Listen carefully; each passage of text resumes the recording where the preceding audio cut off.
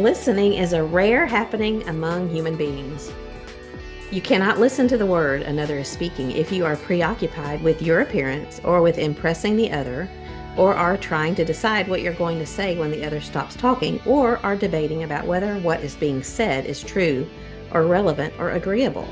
Such matters have their place, but only after listening to the word as the word is being uttered. Listening is a primitive act of love in which a person gives himself to another's word, making himself accessible and vulnerable to that word.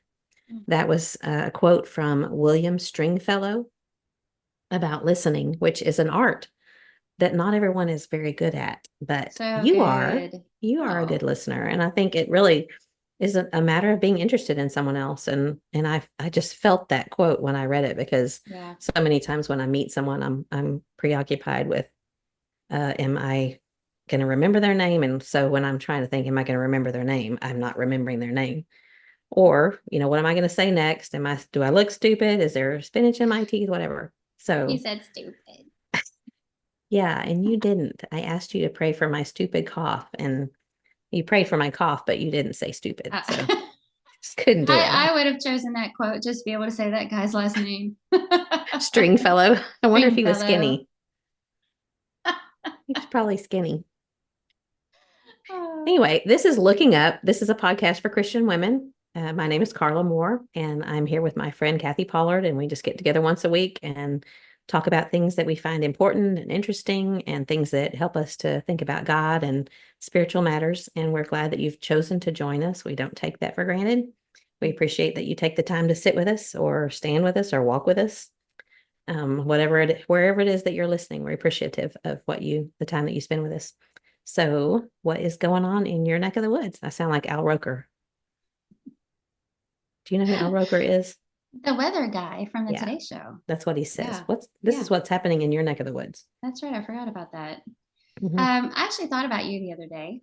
I Good. was I was listening to a podcast. It was Lisa Bass from Farmhouse on Boone, and she was talking about, she and her husband joke about how they start doing like menial tasks around the place to avoid something they just don't want to do, and they started calling it procrastinating because it's much easier. I know I need to work on this project, but oh wait, I need to throw in some laundry. Oh wait, let me sweep up really quick. Oh, let me do this really quick. Oh, and I completely identified with that. If she's wanting to avoid something that takes more brain power Mm-hmm. or whatever, she's like, oh, before I do that, let me do this. So they call it procrastinating. And I thought, there are so many other words, really.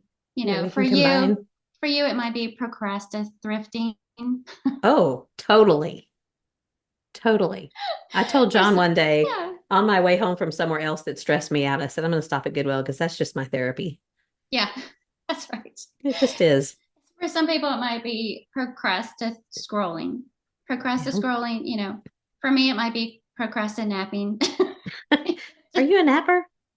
On Sunday afternoons, I am. Well, I don't think I don't know. That's not something that you do to avoid things. I definitely do the procrastinating though, because Yeah. if I'm in the middle of a project or I need to write in that week's article or whatever, and I'm just not Mm-hmm. feeling, I'm like, oh, let me fold this load of laundry. Mm-hmm. Or make yourself a list of things that you've already done so you can go check, check, check, Oh check. yeah, yeah, Mm-hmm. yeah. That's a good feeling. It is It's marking kind of things off. cheating, but Yeah. yeah. Well, so what's going on around there? Um, well, we have Neil shipped off the money for his book, so that is now ready for the printing Mm-hmm. process itself. So that's a big step for us, and we're Yeah. excited about that. Tell us about the name of the book and the what the book's about again, for those who didn't hear Um, the last time. it's called In His Line of Work, and it's specifically geared toward people in ministry, but it looks at Jesus and his 3 years of ministry and how he interacted with people, what he did in his personal time, how he balanced out his life. It's just all these different areas. Mm-hmm. And so that's what it's about. Anyway, we're excited because these are all big steps for us. It's just, I think I mentioned this last time. It's just one of those things that we talked about for so long and never did. It just feels so good to actually do it, even though we still don't know what we're doing. There's a huge learning curve. Mm-hmm. I have huge admiration for people who actually do this and know what they're doing. Well, they started where you did at the beginning, and you Yeah. just figure it out as you go, I'm sure. Do Yeah. you have anybody you can talk to that's in the same kind of line that can advise you, or you just going out all out on your own? Well, we're kind of going out on our own, but the printer that we're using, Neil has worked with before. It's the Hmm. same company that printed the Bear Valley lectureship books. Yeah, So he's worked with he's them worked with them. before for all those years, and we have a lot of help from our kids. They're more technological than we are and design oriented, things like that. So we're Hmm. grateful for that. But Well, it's a family business then. it's a family business for sure. Yeah. It's, the whole you can't teach an old dog new tricks thing. Sometimes I really feel that. And yesterday I refreshed my pedicure and I went with Jennifer Harrison again, only this time she brought a friend of hers. Hmm. And this lady's name is Anna Babb, and she and her husband Tavius are brand new at Lehman Avenue. So likable. Have you ever met like a couple and you're just like, they're so likable. I mean, everybody at Lehman already loves them. Let's be friends. They're just really great. But so she came and I was thinking, we're all talking, we're all chatting about things. And we started talking about that episode that we had when we were talking about words that are no longer used, Hmm. and here's the new words. And you did that little quiz. What do you think these Yeah. words mean? And so we started talking about all that stuff. And I started thinking about the age difference between us. And I was definitely the old dog because I found out that Anna is only 24. Oh. So she's 2 years younger than my youngest son. Hmm. And then Jennifer, I won't give away her age, but I'll just say she's smack dab in the middle of us. Hmm. So I'm sitting there feeling like I'm the old person in this group. But it's just one of those things where when you're Christians, spending time together or whatever, it's just not that big of a deal. I Yeah. feel like maybe they feel differently. Maybe that's Well, wishful thinking on my part, but I don't feel any different though. Like physically, there's yeah, differences, but don't you? I think we've talked about this before. I yeah. say that all the time, and I know not everybody listens to everything, but I like Yes, they mentally. do. Okay, okay. Um, I feel like I don't know, like early 30s Yeah. mentally. Yeah, I was gonna say I don't mentally feel like I'm Anna. Yeah. 24 was a long time ago. Hmm. But I do in my mind, like I'm still Jennifer's age. Yeah. And which kind of explains because there were people that I knew earlier when I was in my 20s that were older women, and I knew they were older women, but they treated me just the same as their other Mm-hmm. friends. And I always loved and admired that about them. And I Mm-hmm. think they're probably the ones that they didn't think they were any different age-wise than I was at that time. You know Yeah. something logically, but emotionally, you Yeah. just feel like, oh, we're all the friends.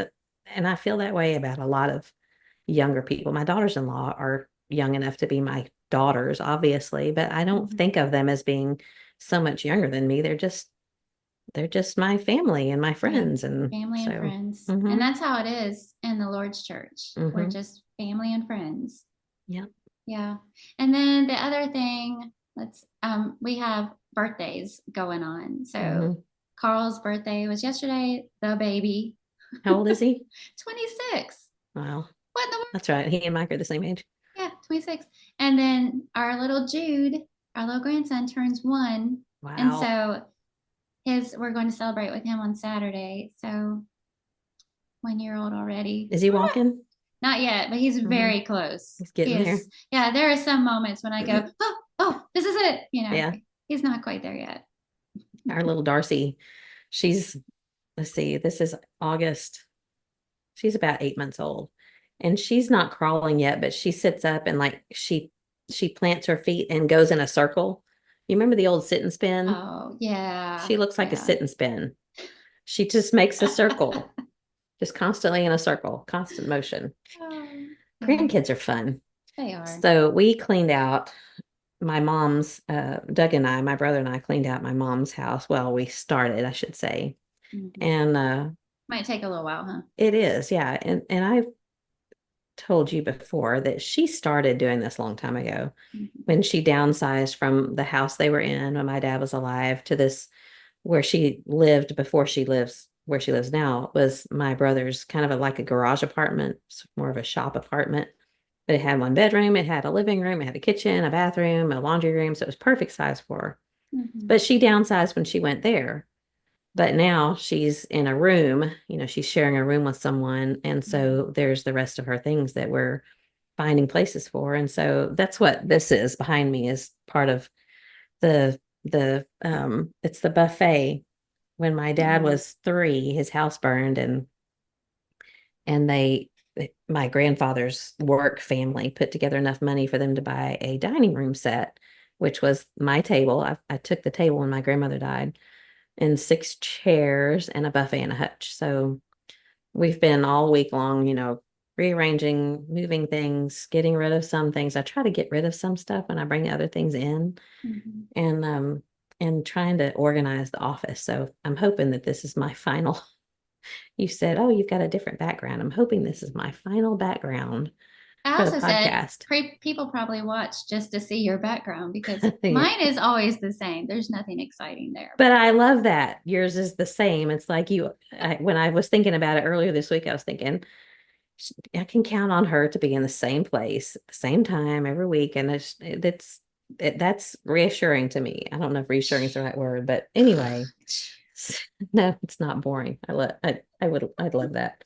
Well, it's But neat when, that all three of those pieces are together again. yeah, and that was kind of the thing I was really hoping that I could keep them together.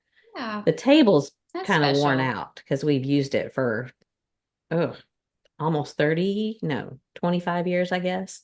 And, Mm. lots of football players and boys Mhm. and Yeah. birthday parties and all like youth group things. But the Huffay and Buffet and Hutch, they are in much better shape. So I'm excited to use those. It's But we went beautiful. through tons of pictures, Mm. Did you and cry? there was a few things that I found. There was one that I found of, well, my mother used to make collages. She would go through all of her pictures and she would cut out faces. The first one she did was for my grandmother, her mother, and I'll try to put up a picture of it next week, but all of the people, her children, her sisters, her grandchildren, nieces and nephews, and their little tiny faces. And then she just covered like a piece of poster board with them. Mm. And um, she did that for my grandmother, and she loved that. And then she did one for Jackson and one for Emmy. And then after that, it was just a little too much. But I remember Jackson being like, I don't know, 15 months old, and he was toddling around. And for some reason, his collage was leaning up against the wall, and he just squatted down and he sat there for like 10 minutes just looking at all of the faces on that collage. Oh. So it's a neat thing. It's a good way to Mhm. use your pictures and not have all of the actual pictures. You have them on a piece of, poster board. But we had fun. Doug and I spent that whole day going through stuff. And she used to get on to Doug, and especially about, do you remember rubber cement Yes. glue? Love that Which stuff. I know, me too, but completely forgot about it. Mom had three bottles of it. Used to use it to put together bulletins because you'd cut out your clip art and use that Hmm. rubber cement and put it on there, pre-made your copies. Yeah, Ah, the good old days. the good old days. Well, Yeah. so she would always make sure every time we picked it up, I mean, you couldn't even pick up the jar. She'd say, make sure you screw the lid back on tight. And we would tease her by like sniffing it, glue sniffing. People, we did not sniff glue. Don't do what I'm joking about. But so I opened a jar and I got Doug to like sniff it, and I sent a picture to Mom while we were doing it because she knew what we were doing, and she wrote back immediately, "No, no." And then I took one of me and Karen with the rubber cement up at our nose. I don't know why I'm telling that here. It's just one of those things that we did that day. So it Sweet. wasn't it Because wasn't it's a sweet. it wasn't a sad day. Yeah. It was a sobering day. You think about things Hmm.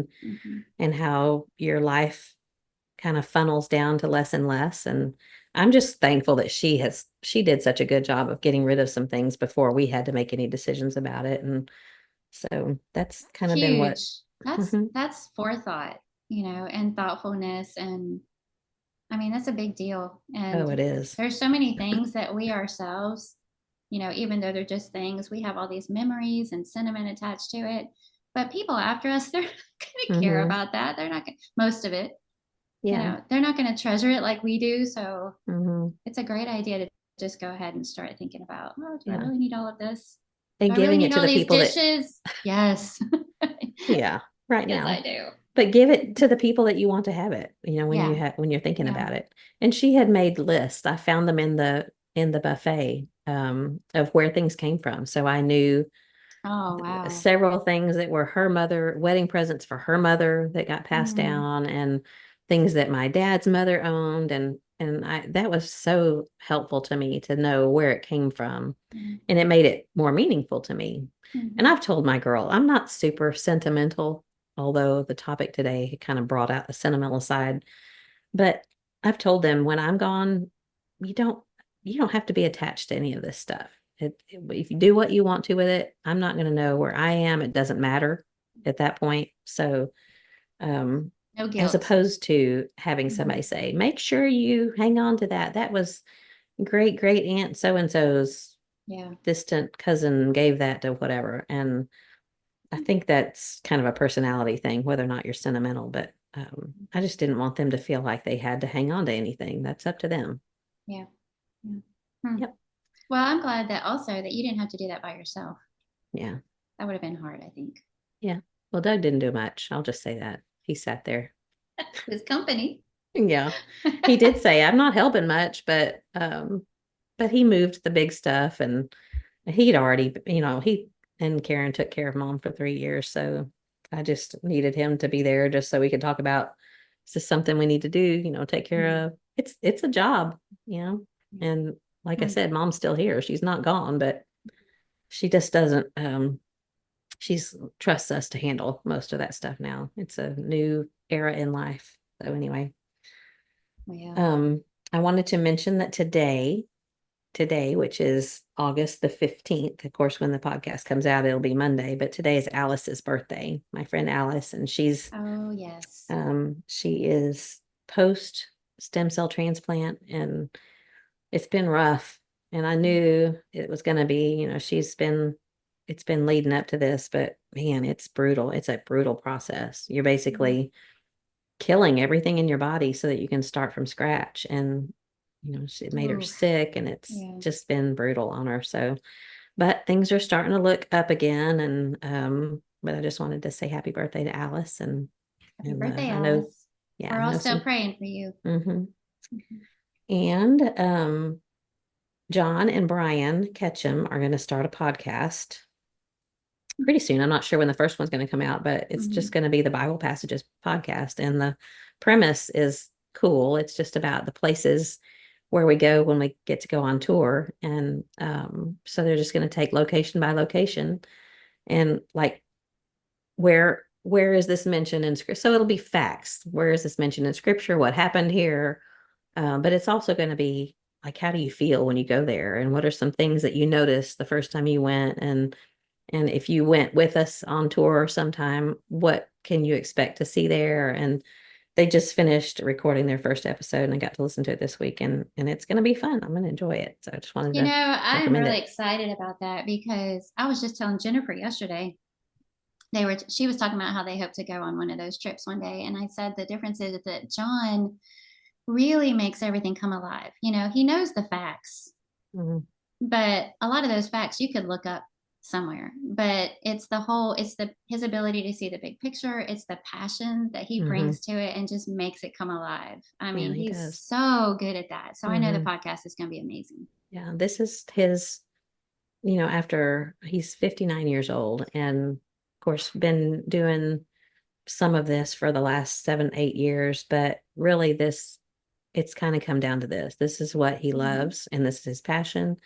And it's funny because, he can recall the most tiny little mentioned once Mm-hmm. in the Bible location, and he'll instantly recall that name. But yet sometimes he might forget some family member's name. And I laugh about that. But Priorities. yeah, priorities. But he can remember all the Roman emperors and blah, blah, blah, blah, blah. And I can't even remember where um, things are found in scripture. It's just, that's not my strength, but his is Mm-hmm. pulling all that together. And he really does. He loves it, and it makes it so interesting. So Is it going to be a weekly podcast? I'm not sure. Hmm. I'm not sure. I think they're going to try to have several recorded, and they're a lot more concerned about sound and quality than you and I are. Well, we're concerned about it, but there's not much we can do Oh about it because man, we don't know how to you do it. know, I feel sheepish every time a new podcast rolls out and it looks Mhm. amazing, Mhm. professional, and I'm like, well, here we are. Yeah, just coughing and just just chatting at the table here. yeah, That's who we are. This is what we yeah, have to offer. yeah. Well, I like us. I think I we like us have also. some good discussions. Yeah. Speaking of those, do you have anything else we probably I ought actually to? do. Okay. I have a prayer request. I want to Okay. mention Neil's brother. Yeah. Neil's brother, Brent Pollard, he's back in the hospital and he's having breathing issues, and he is making a little bit of progress. He's been in ICU. They're hoping to be able to move him to a regular room soon, but his CO2 levels are still too high. But I feel like every time this happens, it just takes a little bit more out of him. Hmm. And it's a little bit harder for him to come back and recover. And so this week's been particularly difficult for Brent's parents, and just asking everybody if you could take a moment and pray for him. Hopefully, Yeah. by this time this airs in a few days, he'll be home. That would be Hmm. wonderful, but a long recovery ahead of him also. So Yeah. if I could ask that. Absolutely. Praying for Yeah. Brent.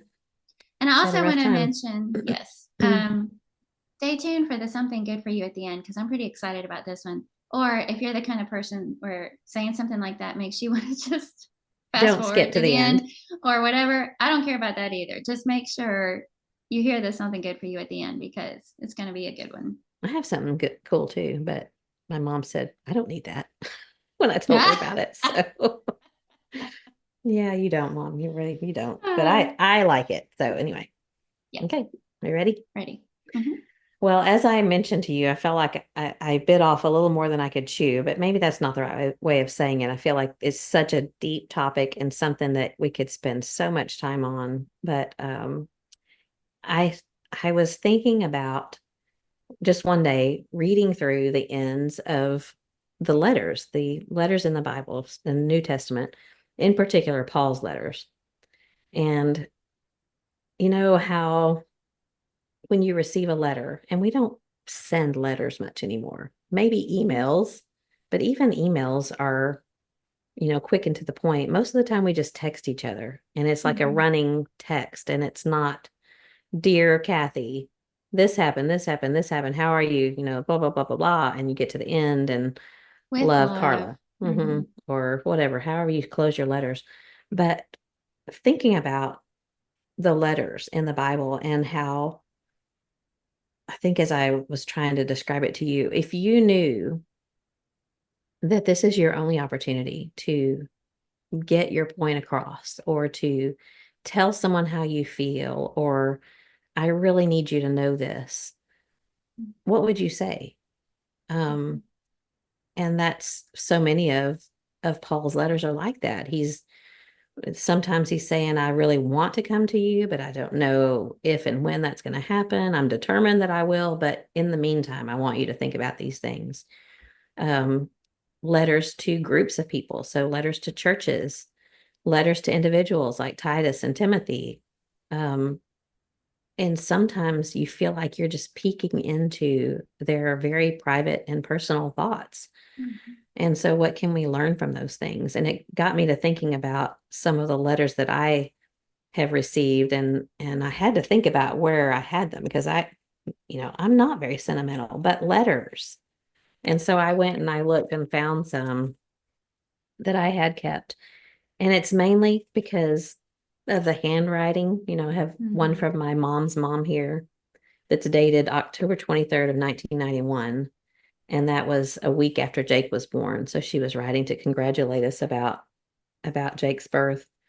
But I slightly beside the point, but she, at the very end of this letter, she said, you kind of had to know my grandmother. She was funny. She was very just funny, and a lot of I don't know, she was a great woman. She said, I hope you can read this sloppy writing and can make out Misspelled words. Haha. Looks like I'm going to have to confess. Dot, dot, dot. I'm a old biddy. And then she said, kiss the hunk for me. The hunk would be Jordan, because that's what she called baby Jordan. Kiss the hunk for me. Remember me to him. Oh, that just got me. Remember me to him, she said. In other words, don't let him forget about me. Tell him about me, and remember me to him. Just made me smile and cry at the same time. And then I found another one from my mom. And this is sometimes how she would communicate with me. It's typed, not handwritten, but she could get her point across typing it. And this one's dated April 15th of 1983. So I was, That font though, now you have to go put in like typewriter font to get it to yeah, look like that. yeah, that is typewriter font. So I was 15 years old at the time. And apparently we had a disagreement because the very beginning, she says, I'm sorry we had to part this morning on such an unhappy note. I don't like it to be that way. I don't remember what we had argued about or whatever, but I skipped to the end because that's what today's podcast is about, the Mhm. ends of letters. And she had spent 3 pages telling me about my responsibility as their child, and that she was the parent and she and dad made decisions and they were for my good, and this, all that yada yada that parents say to their kids. But at the very end, she said, I must tell you these things because it's more important to me that you be aware of them than the possibility that you may be most unhappy to read them. Galatians 4:16. I love you with all my heart. I want you to go to heaven more than even for me to go to heaven. Don't neglect to live in such a way and do those things that will lay up for yourself that treasure. God bless you, my precious Carla. Mm. Just Yeah. when you read letters, you know that's someone's heart for you. And I read that a little while ago and it didn't affect me like that. But sometimes reading things out loud just means Yes. more. Hmm. But she wants me to go to heaven even more than she wants to go to heaven. And that's pretty amazing. So just thinking about the ends of Paul's letters, and I kind of laughed a little bit because I was thinking about just the ends of the letters. And so I looked at some of Peter's letters, and you see his personality in there. They're like cut and dried, got to the Hmm. point, see you later, kind of. And that's kind of how I see Peter. But Paul, his heart just comes Hmm. through in his letters, and especially in certain of his letters, more so to the individuals that he wrote to than to the churches, although he was very personal with the churches as well. So I just thought that we could talk for a few minutes about what we can learn from the ends of Paul's letters, and what might we be able to take home with us, what might be something that we could go from here with. So I listened to the last podcast and I thought I talked too much. So I'm gonna toss to you now and see what you can come up with. Well, I loved this topic. I kind of wish that we had more time Yeah. to like mull it over, Hmm. but I instantly loved this topic when you suggested it. And my first thought was when I turned 45, I wrote a letter to each of my boys. And it took me all day long. That's all I did for the entire day. And because each letter took multiple hours, not because it was that long, but just because I was thinking, what I wanted to say. And my initial thought was that I'm writing this letter in case something happens to me or to be read upon my death. Initially I was thinking that's how I'm going to address the envelope for Gary at the event of my death. Hmm. And I started thinking I could live another 30 years, 30, 35 years. And if Hmm. that's the case, he'll be older than I am at that moment when he's reading it. And I just didn't want him to wait that long. So I decided I'd just go ahead and give it to him. And, but it was amazing how when you think about it, if this is the final thing they read from me, how it just automatically strips everything away that doesn't matter. Hmm. And, you're thinking about them as an individual, their heart, how much you want to impress upon them that they mean to you and what you love about them and what you hope and fervently pray for about them. And it was by the end of that day, I was just exhausted. I mean, I Hmm. was just like emotionally wrung out. I cried through them, Hmm. and And it was kind of funny because I think I mentioned that on here before, but like none of them wanted to read them. In Mm-hmm. fact, I think Dale went like weeks and weeks before he actually even read his. So, but I was thinking about how when you know this might be it, and it really does just kind of call to mind this is what matters, and all these things that we get caught up in from day to day don't. Yeah. You know, it's a really good way. And so when you brought up this topic, I thought, I've never thought about that before, but why don't we do that more often with these letters? I kind of, in my mind, it's like the end of a sermon. Mm-hmm. You know, when the preacher When starts going everybody's in the, gathering their books and yes, stuff. he starts going into the invitation, and I'm taking off my reading glasses and I'm closing my Bible and I'm putting my pens away. And I'm like, this is just the wind down to the invitation song. Mm-hmm. Yeah. And I think I approach the New Testament letters that way when I get to the final words, the greeting, you know. And I was so glad that you brought that up, because when I started paying more attention to it, I thought it in a way, it is kind of like, now that we've talked about all this, you know, let's strip out everything away and just Mm-hmm. essentially, here's my prayer for you. Yeah. And so I was so grateful that you brought this up. But I do wish, and I may do that in my own personal studies, camp out with it a little bit more. But I'm excited about it. You had mentioned Paul's heart, and I jotted that down because um, a lot of what he had to say at the end of those letters was the product of him investing his heart Mm-hmm. in them. And he even says in 2 Corinthians 7, verse 3, you are in our hearts to die together and to live together. Mm-hmm. And I thought, that's it right there. That's going to, next time I do this, that's my closing line. You are Yeah. in my heart to die together and to live together. Mm-hmm. That's my prayer. Yeah. There's just so much that he shares. And I just recently mentioned that I read that book called Paul by Walter Wangerin, and it's a fictionalized account of how he imagined Paul's life going. But the way he characterized him, and I think the way that scripture characterizes him and shows him to be, is completely all in. His heart is just, he's just pours his heart and his soul and his body into the people that he loves, whether that is reprimanding them or encouraging them or begging them to pay attention and see and to know the love of God. And he's so personal and just tells you what he's praying for you. And I love that. I love to be told what specifically someone is praying for me. And I love to tell people, this is what I'm praying for you. So they'll know this is what I'm praying for you. And he does that so often. Mm-hmm. But just going through briefly, I know we can't really spend a whole lot of time in all of them, but thinking about the ending of Galatians and some of this, I've got two different Bibles open here because I've got notes in both of them. But um, when you think about what the book of Galatians or the letter to the Galatians is about, and don't go back to the old life. Don't let yourself be pulled back into something that you've already, for lack of a better word, graduated from. You know better. And so what was he trying to get across? And what were the things that he was really hoping that they would remember when you read the end of Galatians?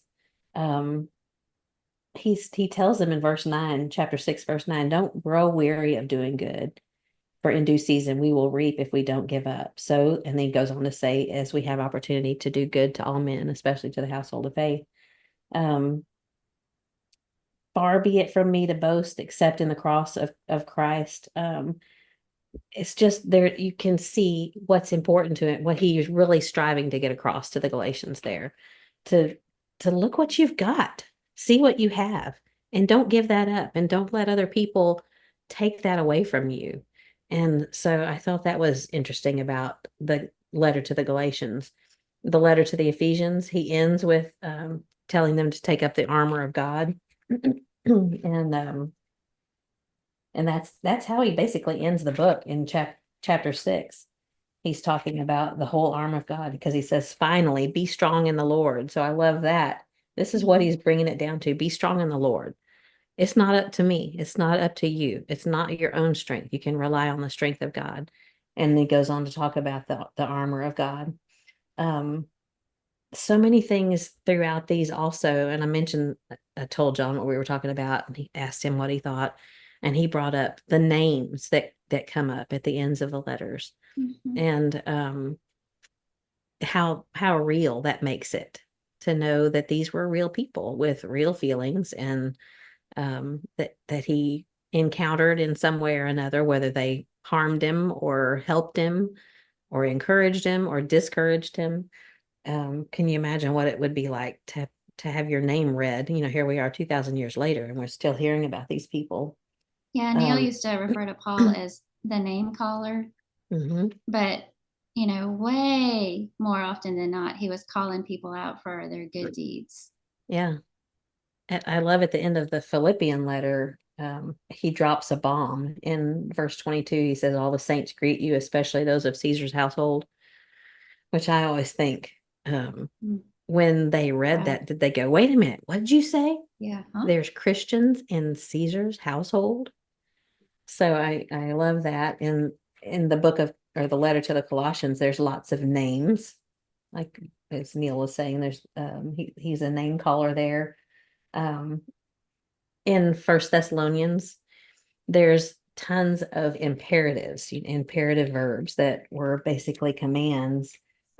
He ends the book saying, "Live in peace, admonish the undisciplined, encourage the faint-hearted, help the weak, be patient with everyone, see that no vengeance is taken, seek after others' good, rejoice always, pray without ceasing, give thanks, don't quench the spirit, hold fast to what's good, abstain from evil." So it's like, okay, here's this letter to this group of Christians, and Thessalon Thess Thessaloniki, however you want to use the pronunciation. Um, it was a Roman colony, so they were living in basically a Roman world. So just imagine, there's a amalgamation of all kinds of different people. Who knows where all of those Christians came from? No doubt there were Jews who were Christians. There were Gentiles who were Christians. Where did they come from? What backgrounds did they bring?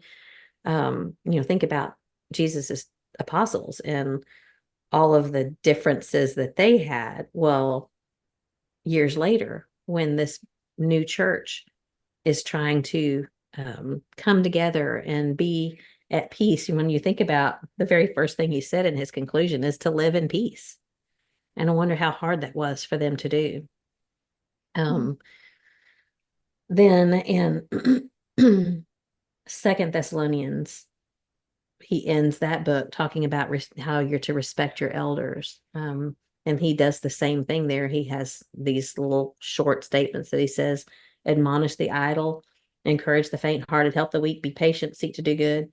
So those I just kind of skimmed through, but I thought we would spend a little bit more time in First and Second Corinthians, and especially in Second Timothy, because the ending of the second letter to Timothy is written probably within a year of his death, and there was a lot of things going on in the world at the time, and you see Paul's heart, you see his struggle, physically, emotionally, mentally, spiritually, and I don't know, there's just something about the humanity of this man of God who we think of as this.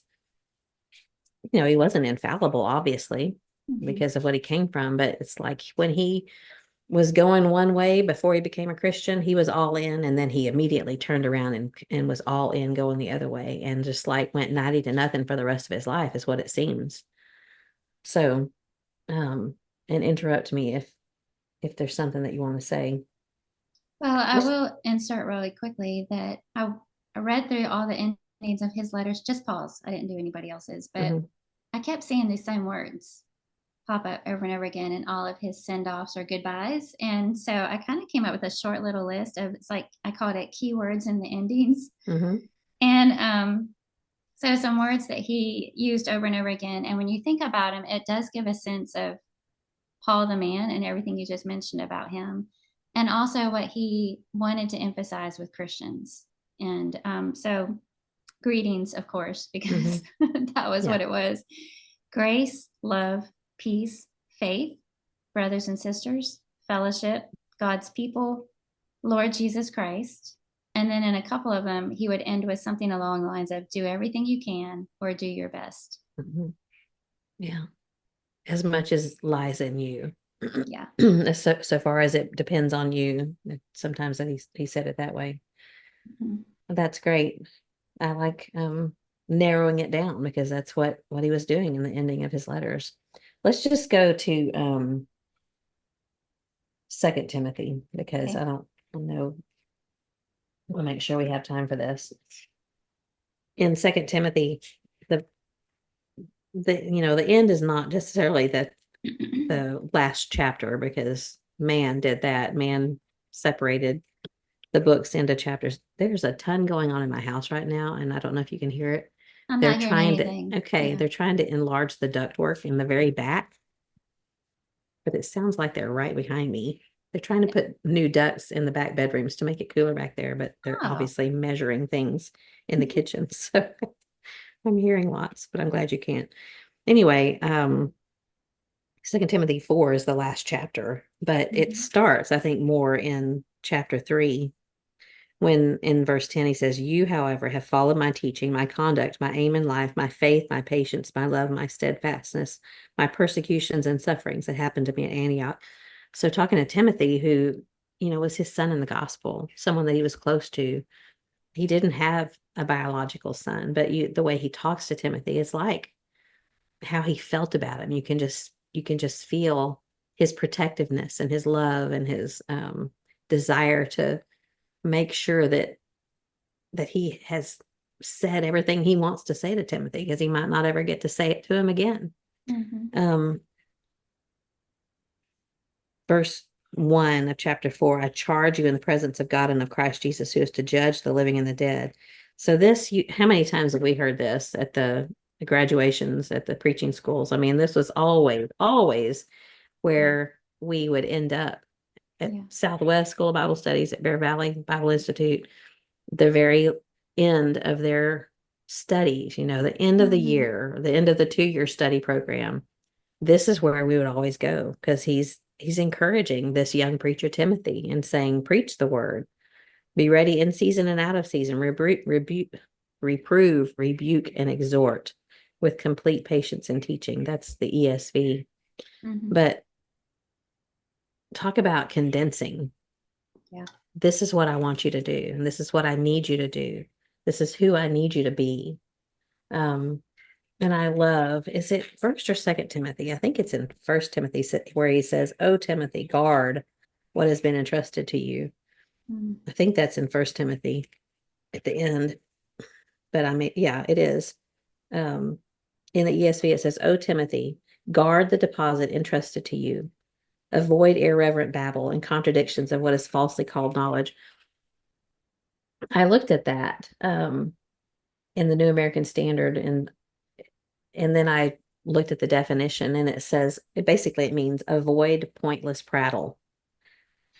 And when I think about all of the older preachers that I know, and Dan Winkler's, the very last lesson at Branson PTP was talking about peace. And the world needs to know that Christians have peace. And what are we doing as among ourselves? What are we doing to show them that we have peace? Mhm. Because so much of the time we're arguing about pointless prattle. Oh yes. And, without going into all of the ways that we pointlessly prattle, here we are talking about what's most important and trying to narrow down what Paul wanted Timothy to know and what he was trying to get across and what was really important for Timothy to do for the world. And one of the things that he said more than once was to avoid this. In fact, I think he says it at both the ends of both of these letters, to avoid worldly empty chatter. And so I was just thinking to myself, what, in this political season, I know that who is in a leadership position in our country is important. I Mhm. know that God is still in charge of that. But so, you know, I don't want to get into all of the icky stuff that's been going on lately, but I think about the discussion about the Olympics and whether or not um, what was meant by the opening ceremony, or, the latest thing that was said by both political candidates. And when I am on social media and I just see these long arguments about things like that, and I don't want to offend anyone. I don't want to say something that's, I don't want to offend anyone. But I also think, really, Mhm. I know that we're to stand for truth, but there's so much of that I feel like is pointless prattle. Neither one of those things will end up in anybody's goodbye letter. It's true. Remember the Olympics and how, yeah. And I had a problem with that. I don't want anybody to come away me Right. thinking that I thought that was wonderful and great, because it was Mm-hmm. disgusting to me. Mm-hmm. But I just think so much of what we talk about and so much of what we end up discussing on social media is stuff that the devil wants to keep us busy with, so that Mm-hmm. he can distract us from what's really important. And that's what Paul keeps pulling back to, and he keeps reminding Timothy to remember what's really important and avoid this junk. Mm-hmm. Yeah, And there's a lot of junk, there is a and lot we of women do it worldly, too. a lot of worldly distractions, but that's why the challenge is for us to be the light. And people have their different ideas of what that looks like. Yeah, that's true. Because I know we want to stand up for what's right. Yeah. But there comes a point when all we're doing, was like Dan Winkler was trying to get across in his lesson, all we're doing is arguing and Mm-hmm. disagreeing with one another, and showing that to the world. And obviously I don't think it's possible for us to um just always have rainbows popping out of our eyes, because there are things that we need to take a stand for. But I just think that we really do get caught up in things that don't really matter, and it's pointless prattle. And sometimes I feel like we just like to hear ourselves talk. And we my dad used to say, you don't have to attend every argument you're invited to. You don't Yes. have to, not everybody needs to know my opinion. I Mm-hmm. have one, but that doesn't mean that I have to share it with everyone. Mm-hmm. So that was one of the things that I thought was so interesting to me, that he said that at the end, or he said that in both letters. In First Timothy it's in 6:20, and Second Timothy it's 2:16. Avoid worldly and empty chatter. Um, then I wanted to just read part of Second Timothy, Okay. the very end, beginning in verse 9. He says, make every effort. He's talking, of course, Paul is talking to Timothy. Make every effort to come to me soon. For Demas, having loved this present world, has deserted me and gone to Thessalonica. Crescens has gone to Galatia, Titus to Dalmatia. Only Luke is with me. Pick up Mark and bring him with you, for he's useful to me for service. But Tychicus I have sent to Ephesus. When you come, bring the cloak which I left at Troas with Carpus, and the books, especially the parchments. Alexander the coppersmith did me much harm. The Lord will repay him according to his deeds. Be on guard against him yourself, for he vigorously opposed our teaching. At my first defense, no one supported me, but all deserted me. May it not be counted against them. But the Lord stood with me and strengthened me, so that through me the proclamation might be fully accomplished, and that all the Gentiles might hear, and I was rescued out of the lion's mouth. The Lord will rescue me from every evil deed, and will bring me safely to his heavenly kingdom. To him be the glory forever and ever. Amen.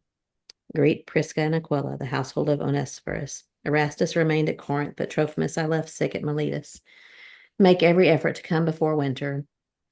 Eubulus greets you, also Pudens and Linus and Claudia and all the brethren. The Lord be with your spirit. Grace be with you. Of course, don't know how to pronounce all of those names. And if I was anyone's just looking sitting for baby here. names, there you go. Yeah, I was just sitting here thinking how brave you were to choose that text because of all those, and you just ran through them No. like this is how you say it. Well, I just assume, but I know I didn't say them right. There's no telling, because you hear things like Thessalonica, whatever it is. But man, you just see so much of his humanity here. And he has just been talking to Timothy about, preach the word, be ready, be bold, be brave. And yet here you see he's in prison. He's in prison in Rome, and he knows, he's saying, earlier he says he's being poured out as a drink offering. In other words, I'm about to suffer. I'm about to be um, held up as an example and executed. But he's okay with that. But yet you Mhm. see he's he feels forsaken, and he feels like he's been rejected. I need to combine notes from each Bible because I'm looking from one to the other. Um, but where he says Luke alone is with me, Mhm. think about he must have felt lonely in some ways because people that he had counted on in the past had left him. And I think that happens to us, people that we think we really know them and we think we're partners in the work with them. Mhm. And yet we sometimes can be deserted by them. And that's what Demas had done, had deserted him. I don't know the story about the other two men, if they just left because they were no longer in agreement with them, or if they left to go work. I don't know. It doesn't say. Mhm. Um, but then he talks about John Mark, and remember what happened. He had that disagreement. He and Barnabas separated because of the disagreement over John Mark, but yet he's saying here, bring John Mark with you because he's useful to me. But it talks about how he must have been cold. It was wintertime.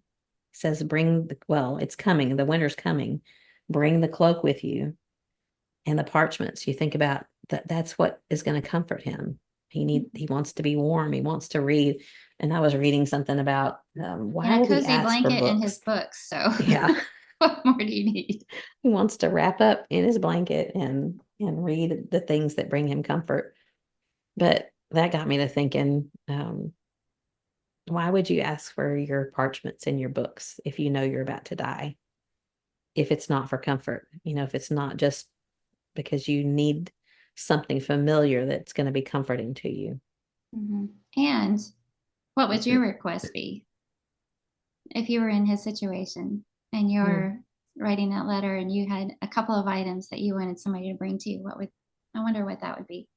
I don't know. When you think about Paul and how much he traveled, and he didn't really have, as far as I know, a home base because he went around Mhm. and traveled so much.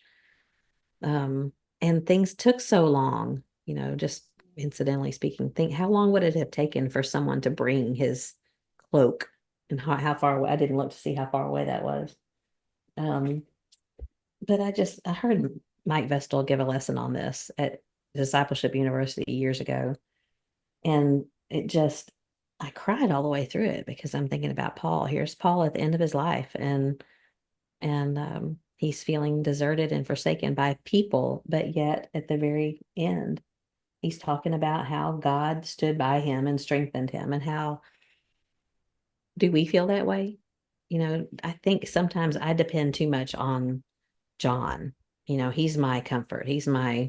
Um, he's the one, talk about what would you want? He's pretty much, that's what I would want, is for him to be there. Don't need anything else. But Paul relied on God, and he had that rock solid faith that God would strengthen him and take him through anything, knowing that you're about to die, and not just die, but die painfully and probably publicly and shamefully. And yet Mhm. he was confident that God would take care of him. And I was impressed too that he said, um, don't hold it against them. I missed somewhere in there. It says, don't hold this against them. He was forgiving even. 16. Yeah. Yeah. May it not be Mhm. charged against them because he loved the church. So I just thought that that was so interesting, thinking about the end of Second Timothy and how he felt about his son in the gospel. Um, in let's see, where else did I want to go with this? But he basically is telling him to keep going. And he's talking about the crown that he's going to receive. I have too many notes, but he's talking about how God is going to reward him. There's a crown in my future. That Stephanos crown. I looked that up to see what kind of crown it was. An award for exceptional service. And talking about how God, the righteous judge, will give it to him. And that made me think of there's a passage in Second Peter that talks about how that the just judge is going to be the one who judges us. And how many had judged Paul and in an unjust way. And so he's saying here that God is the righteous judge, and he will award him a crown. So I've talked too much. You talk now. Well, I was thinking about how these are his impactful closeouts to these special letters, but not all special impactful goodbyes are written. And when you look at the different examples that you've mentioned, this one that you just camped out in was to an individual and somebody that he loved, served alongside of, had worked with in ministry. And some of the others are congregational, to a group of people and a body of people. Mm-hmm. And, that maybe that happens more in our lives than we think. And those opportunities, maybe some of them have been overlooked or missed opportunities to leave something special or impactful in a goodbye. And I started thinking about, for me and you, we've said goodbye in ministry to good works. And, we were in the Richmond area for 12 years. We were in Denver for 13 years. And when it came time to leave that work and say goodbye, that's an emotional moment, but you start thinking about, what do we want to say when we leave? And you think about all the things that you experience together as a body. And we don't even have that, Paul, we're definitely seeing his humanity in his closing remarks. We definitely see his humanity, but he was also inspired. And we don't have that to draw on, but you still think about things that you want them to remember, and or you want to remember, or you look back on the regrets that you might have. Maybe there are some unresolved things or things that I need to apologize for or ask forgiveness for. You start recalling our time spent together and serving together in the body of Christ. And when you leave a work, usually there's the goodbye dinner or party or whatever it is. And there's kind of a congregational goodbye and then all the individual goodbyes. And as you're hugging each person, you're recalling scenarios and situations and thinking about I'm saying different things to this person than I am to this person. And then you're thinking about the relationships that you built, the annual events that you served alongside in. So much goes into that. And that's a result of doing Christian life together. But just like with Paul, they're not always congregational. Sometimes they're individual. A dear member of our congregation just passed away. And as it was getting near the end, her family knew that. And I can't even imagine what was said behind closed doors in that hospital room, after decades of being together. But we know how we felt by how she impacted us and what we wanted her to know. This is how we saw you, knew you, loved you, appreciated about you. Or I was thinking about mission trips. You know how there's something special about, this, when you're traveling together with people for a couple of weeks, it's like forging of relationships is sped up. You have a unique opportunity to get to know those people much quicker, much faster. And you're experiencing things that are so unique that it just forges a relationship. Yeah. And I thought back to a couple of specific ones. The first time we went to Cambodia, all the beautiful people that we'd been with for those entire 2 weeks, not just in our group, but the Cambodians all came to the airport for this massive send off and goodbye. And we stood there and sang together. Yeah.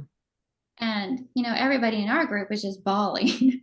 But I thought back to one of our trips with you guys. I think it was in 2018, the big group from Bear Valley that we were able to go on with y'all. And that last night that we all had dinner together at that restaurant. And you guys had given us the opportunity to go around the room and kind of talk about highlights of the trip. And people were getting choked up. and we're all hugging each other, and some tears were shed, because it was special to experience that together. So there's all these opportunities to have a different kind of goodbye. And I brought this up to Neil too.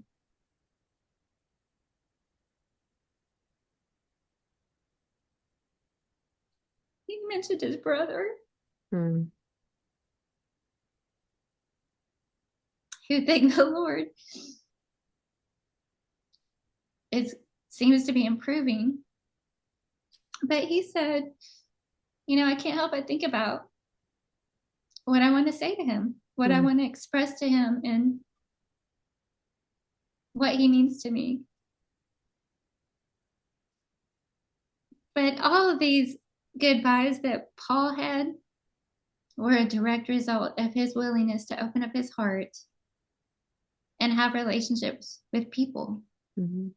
and engage with people. And I know I sound like a broken record, probably because I feel this tendency in my own heart to struggle with this. We cannot close ourselves off. We cannot isolate ourselves. Mm-hmm.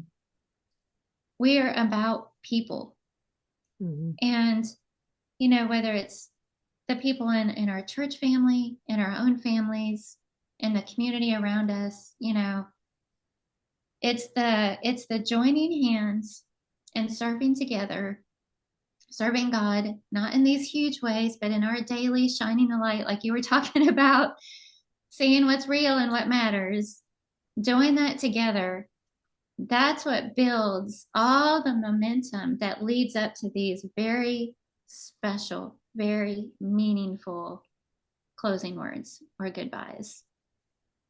And we rob ourselves of this when we're keeping our hearts guarded or closing ourselves off or putting up walls for whatever reason.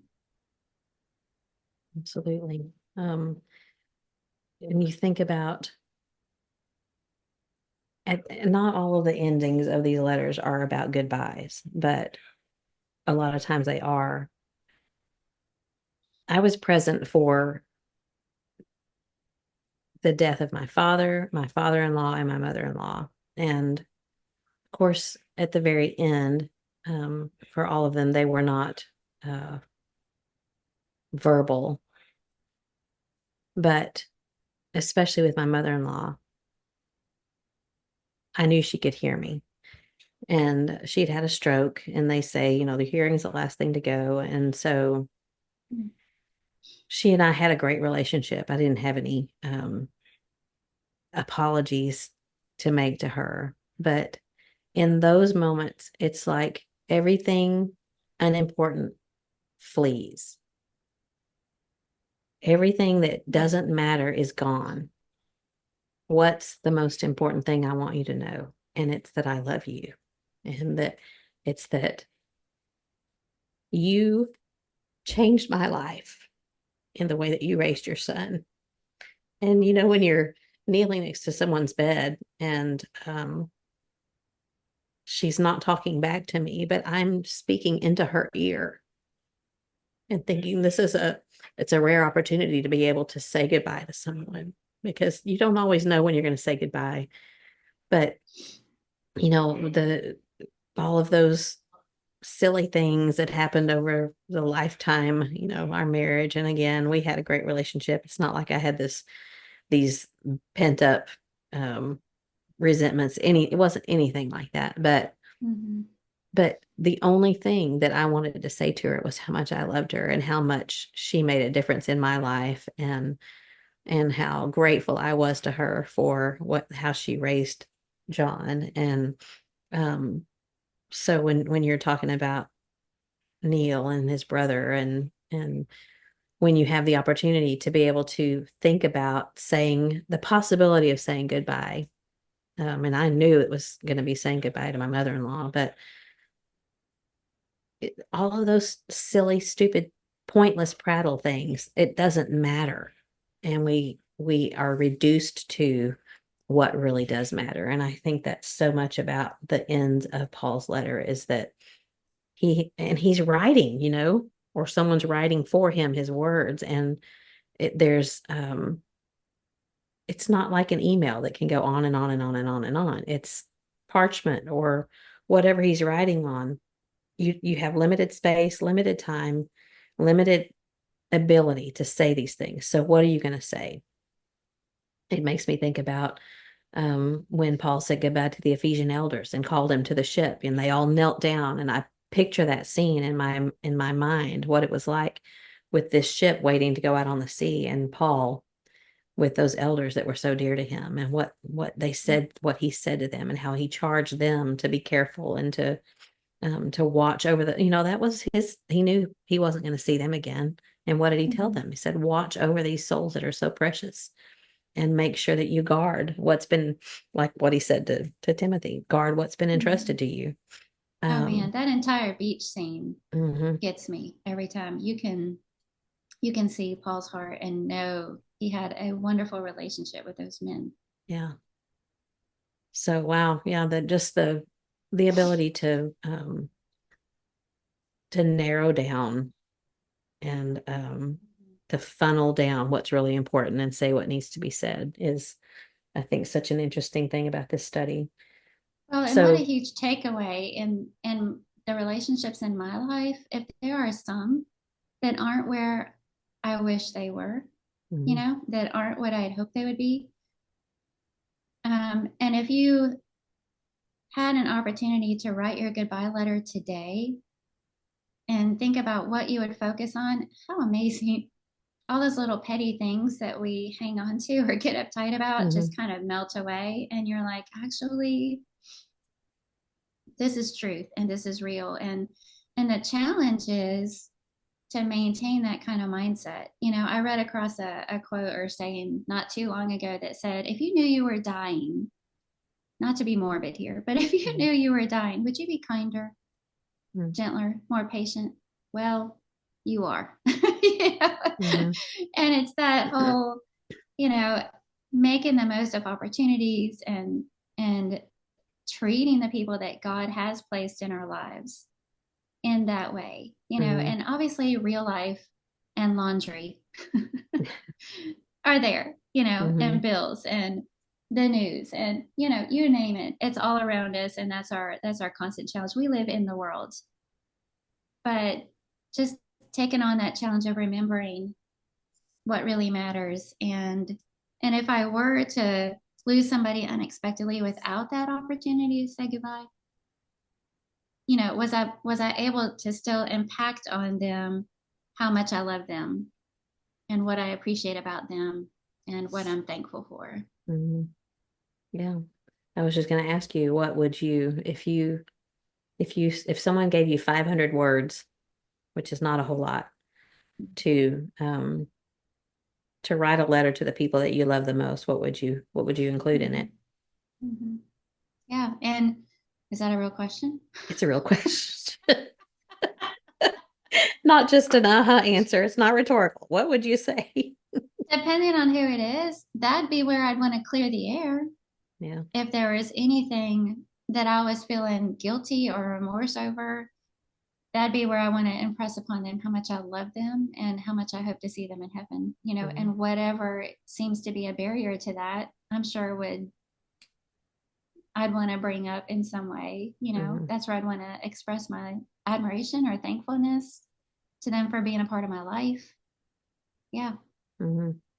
But that was something that I thought about earlier, is that what is lacking in the ends of these letters is, at least he doesn't voice it, is any kind of regret. He Mm-hmm. doesn't ever say, man, I wish I hadn't spent those however many years persecuting the church. There's obviously where he says, I press on and keep going forward. I look ahead. But I kind of glanced through well, not probably didn't look through all of them, but there's not any of Paul saying, um, there's no apologies. There's no, Mm-hmm. there's no regrets. And so what does that say? Of course, these things are written for our learning, and they're inspired words for us.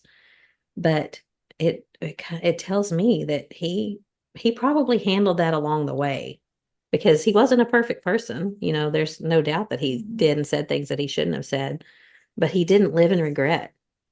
Yeah. And I'm like you. I'm thinking if I had 500 words to say, like you said, depending on who it was, there are things that I would need to apologize for. And why haven't I done that? Why haven't I done that before now? Mhm. It's because I think we Mhm. we guess we have more time, or because Pride. yeah, I think that's probably the Amazing number one how reason. amazing how the end of something strips that away. Hmm. It's just Yeah. not worth it. You just want to let go of it and say, okay, well, now we need to deal with this. So maybe to people who offended him. I mean, when you look at that, he says, "May it not be held to their charge." So he Ooh, had people that hurt him, and yet he said, and that's what Jesus did from the cross. yeah, just letting it go. Yeah.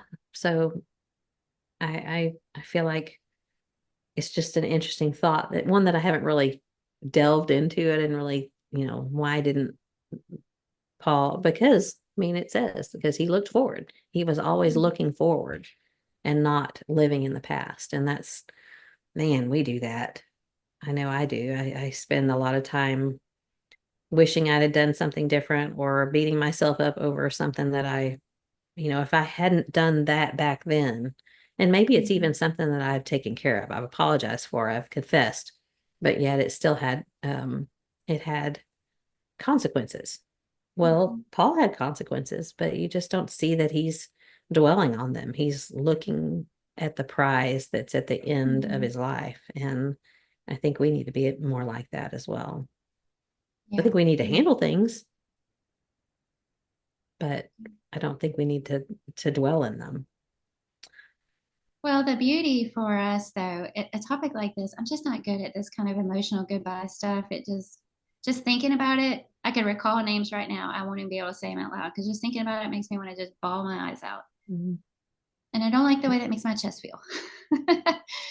But the beauty for the Christian is, and even with all of, Paul's goodbyes, is there was the hope there that he had that this is not the final goodbye. Mhm. And in our letters, in our conversations, in our goodbye thoughts with people in congregation, I think about, my own husband or children or beautiful elderships that we've served under and how they shaped our lives and shepherded it. I mean, so many dear, dear relationships that would be hard to formulate that goodbye. It would be Mhm. so gut wrenching to write it all out and try and adequately express everything that you'd want to express. But for the Christian, it's not the final goodbye. And Mhm. even though all you're trying to do is leave behind, I love you. I expect to see you again. And there's always that hope that, heaven awaits. No more goodbyes. Mhm. No more final greetings as we read here. And no more having to encourage to toe the line and hold fast Mhm. and don't give up. Yeah. And that's the beauty for the Christian.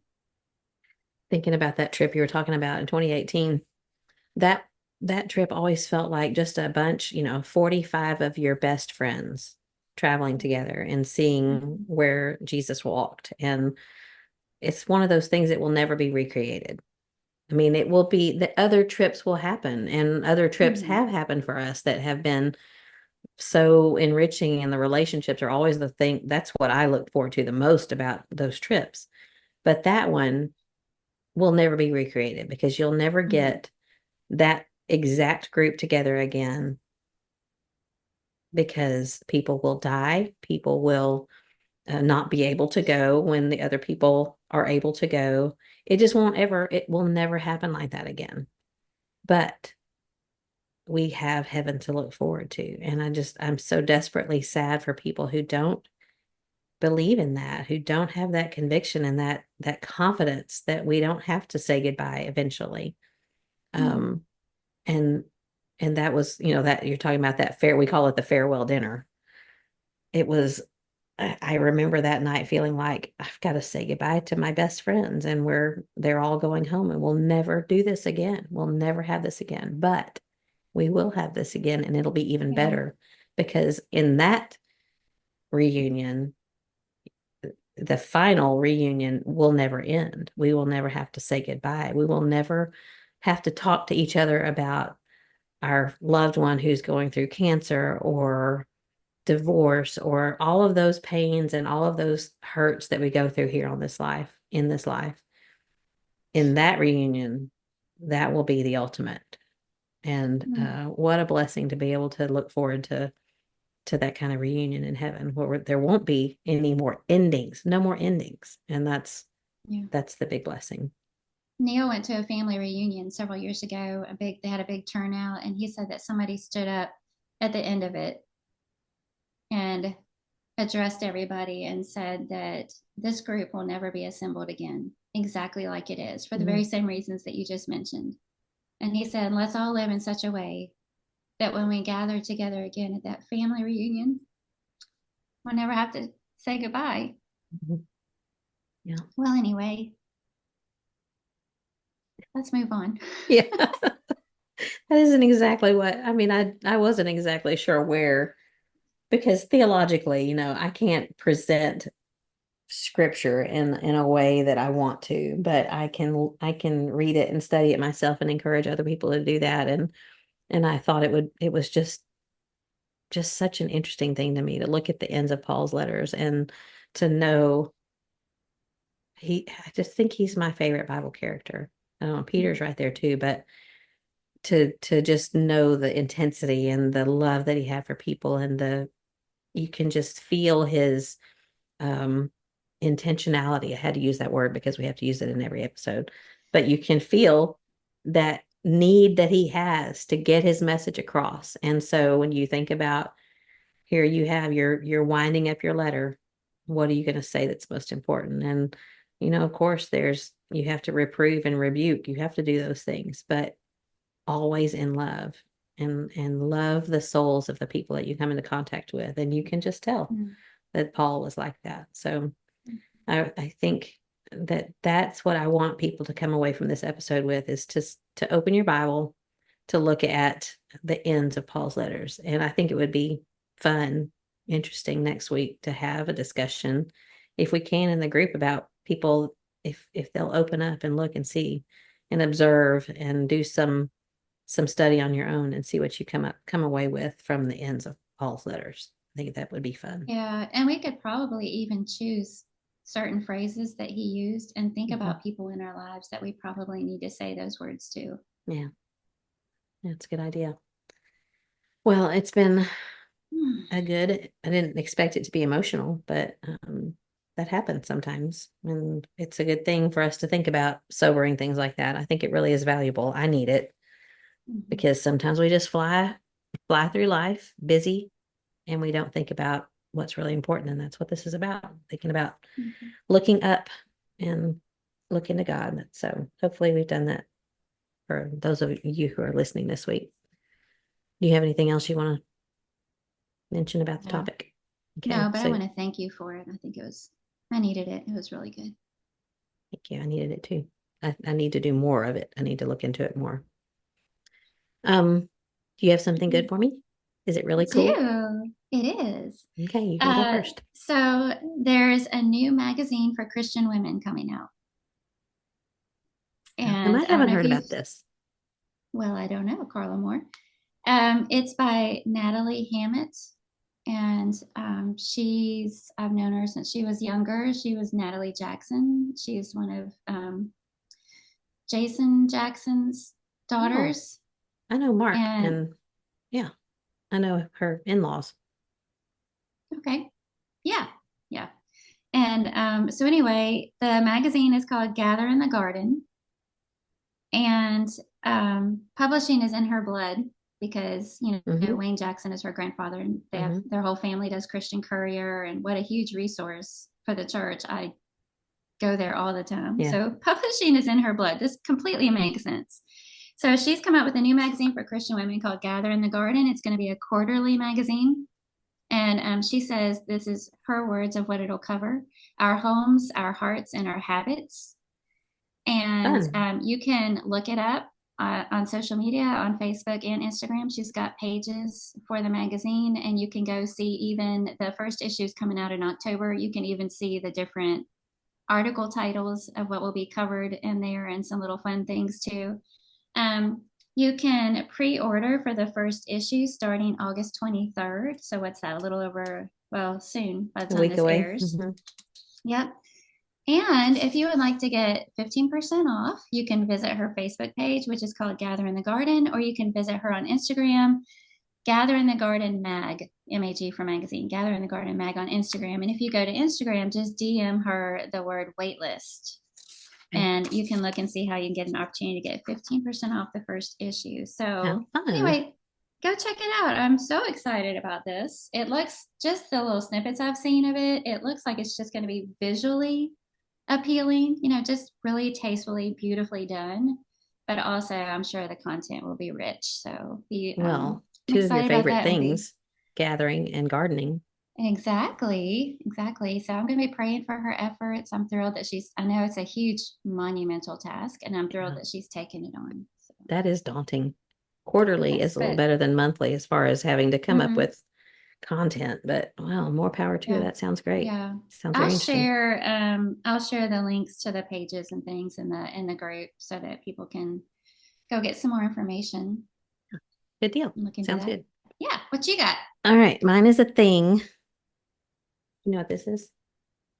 If you're watching, you can see. It's a hat. No. It's a crochet doodad. No. It is a pasta press thing. No. I don't know what it is. This is a chicken shredder. What? It's a chicken shredder. Okay, if you're watching, you can see. What in the world? No, this is what Mom said. I don't need that. Well, no, you don't need that. I don't need it, but I really like it. So I do a lot of things that need shredded chicken, like chicken salad or chicken soup or chicken casserole, whatever. Chicken pot pie. So you cook your chicken, however you're going to cook it. You boil it, bake it. Can you cook it in there? No, you cannot cook it in here. This is post cooking. So then these are like little spikes. They're not super sharp. Like but they're pointy. So you cook your chicken and then you plop your chicken in here, you know, scatter it around. And then this side also has spikes on it, and you put it down on top of it. And then you do this and it shreds your chicken. I'm wishing for a real demonstration here. Well, next time I do it, I'll video. Yourself. Yes, and put it in the group. I have to admit, when you first said this is a chicken shredder, I pictured a live chicken. That's why I was like, what in the world? Because we are not that kind of podcast. Chickens, and that's just where, because there's chicken pluckers. Oh, this is cooked. Call it a cooked chicken shredder. Yeah, but it really is. It's fun and it's handy. And I know you don't need it because you can use 2 forks, but I never can get it like completely shredded. It always ends up like if I make chicken salad, I want it to be really, really shredded. And I can't do that with 2 forks. You can do it with your mixer, but then if you do it in your mixer, it comes out like pulp, you know. Is that dishwasher safe? Yes, it is. Nice. Seems like that'd be a fun thing for kids to help with. They're cheap. Let them cheap baby chicks. Oh, that's a mental picture I did not need. So they're cheap. They are CHEAP, like $10 on Amazon. And yes, you have to store it somewhere. I'm thinking of all the objections my mom would have. I don't have anywhere to put that. I don't need that. I can do it with some other, but I like it because it gives the exact consistency. I don't know if that's the right word when you're talking about cooked chicken. The right whatever. It just gives it the right thing. I have to say, you look skeptical. Some money because I'm thinking, do I need this? Do I? No. But I keep buying things that you mentioned. Well, I didn't need that popcorn popper, but I like it. Isn't that cool? Yeah, it is. You can even serve it in that bowl. Yeah, we made some last night and it put too much in there and the lid came off in the microwave. Oops. We made some last night too. But I got that projection clock. Yeah. And we ended up getting one for Carl for his birthday. And he sent Mhm. us a picture the night he used it of the time on the wall. And his time looked like this big. Well, Neil angles it Mhm. across. So it's not right above us. It's on the other Yeah. side. And it's And big. it's are like ginormous. And I feel like it's a Batman time or something. You know, if I turn over and I glance up, it's like it's 1:23 in the morning. Yeah. Well, you don't But have it to is neat. project It it is neat. across the room. Yeah, I Well, like he that. does. He does. They're Yeah, well, huge, I bought but the yeah. under eye brightener, except I think I bought maybe a little too dark shade because I don't know if it's brightening or if it's darkening. Do I look like I have dark circles or bright? You're just shining so Okay. nice and bright. What else did I buy of your? I can't remember, but there were 3 or 4 things Shine that I bright like a ended up. diamond. That's a song. All right, we're digressing. Okay. Okay. Well, thanks Good for all of your conversation. input. It was a good conversation. I wish I could present that stuff biblically the way I want to, but I love that you and I can just talk about things that it helps me to work through things like that with you. So Mhm. I appreciate it. It was I good. thought you handled it very biblically. Well, thanks. That's what a good friend says. All right. So for those of you who listened in this long and listened to our hopefully it was not pointless prattle, palavering, or whatever it is that you call it. But hopefully it is something that will encourage you to open your Bible and to look up, to dig a little deeper into scripture, to see these people that you read about in scripture. They really were real people that lived years ago, and they suffered through some hard things like we are. In fact, they suffered through things that we probably never will. But they lived as an example for us, and we can learn from them. So what can you learn from looking at the ends of Paul's letters? I know that I have learned a lot from Paul himself, but in particular from the ends of his letters. So it's been a good discussion, and I thank you for your input. I hope that all of you who are listening will go over and check out our group on Facebook called Looking Up with Kathy and Carla. We're also on Instagram. And I will be at Polishing the Pulpit next week. So when this comes out on Monday, I'll be there in Sevierville, Tennessee, and we'll have a booth again. Would love for you to come by, and hopefully I'll meet you, but sign our poster again. I'm going to print out another poster. So I'd love for you to sign it. And I'm hoping, should I say it? Sure. I'm hoping I can get Kathy to come over for a day if we can work it out so that maybe we can have a meal together and get anybody who might want to join us. We're going to try to work that out. So I'd love to do that. stay tuned because I haven't seen you in a long time and it's time. So, Yes. Yeah. all right. Well, it's been good. I love you. And until next time. Keep looking up. Okay. Love you, friend. Love you too. Bye.